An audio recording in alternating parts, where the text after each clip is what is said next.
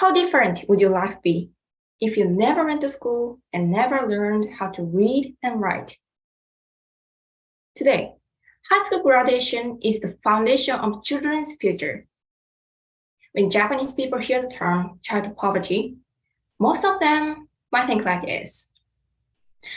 Are there children in poverty in Japan? In fact, it is said that 1 in 7 children in Japan lives below the poverty line. Then, how many people in the world are out of school? According to UIS data, for the school year ending in 2018, about 258 million children and youth are out of school. The total includes 59 million children of primary school age, 62 million of lower secondary school age, and 138 million of upper secondary school age. All children have the right to education. A child's access to education should not depend on the family that he or she was born into. However, there are many children, especially girls around the world, who cannot go to school. Therefore, ensuring inclusive, equitable, and quality education is one of the goals of SDGs. Article 26 of the Constitution of Japan stipulates that all citizens shall have the right to receive an equal education corresponding to their abilities as provided by law. All of the people shall be obligated to have all boys and girls under their protection receive ordinary education as provided by law. Such compulsory education shall be free. While it is true that Japanese citizens are treated well because their right to education is guaranteed by the Constitution, it is also true that some children cannot go to high school or college due to poverty, family care, or other reasons. All children have tremendous talents, the really extraordinary capacities for innovation. However, those children who cannot be educated because of economic or social reasons squander their talents. It's quite heartless. I recently heard an interesting story. It was about a little girl who was in a drawing lesson. She was 6 years old. She was at back drawing, and the teacher said, "This girl hardly ever paid attention, and in this drawing lesson, she did." She was fascinated. She went over to her and she said, "What are you drawing?" And the girl said, "I'm drawing a picture of God." And the teacher said, "But nobody knows what God looks like." And the girl said, "Wait a minute. Children have imagination and creativity that adults do not have. We must not destroy children's talents."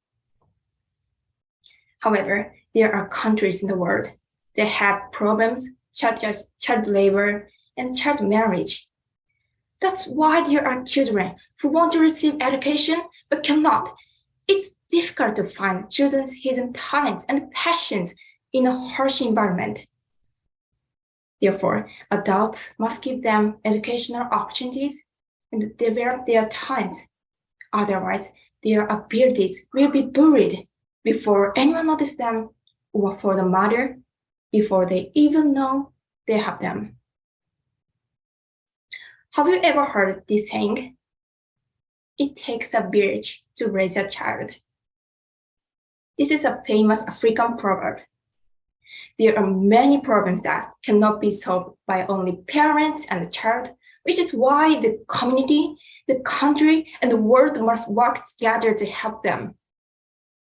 Young people, our time is coming. We must become a key part of decision-making process. International issues are not something that just happens to other people. A few years ago, the following AC Japan commercial was broadcast. Sarah spends half of her waking hours helping around the house. and the other 2/3 of her time taking care of her little sister. When she sleeps for 6 hours, how many hours can she study? Assume that it takes Sarah 3 hours to walk to school and back. The answer is 0 hours. There are many such children in the world. Unfortunately, there were a few comments from peaceful people who said that if she wanted to study, she should just run to school or study at home. When I saw these comments, I was disappointed. We must reconsider how privileged we are.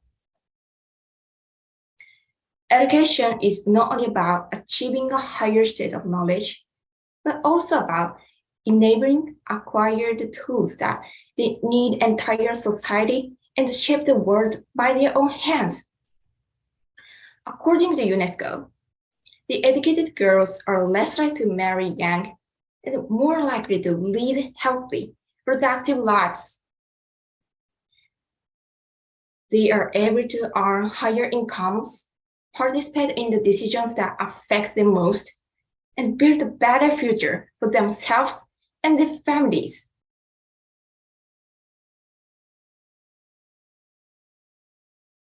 Education is key to bright future.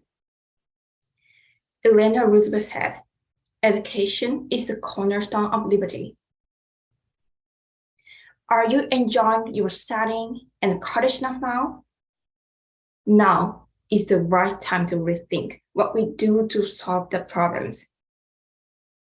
Thank you very much.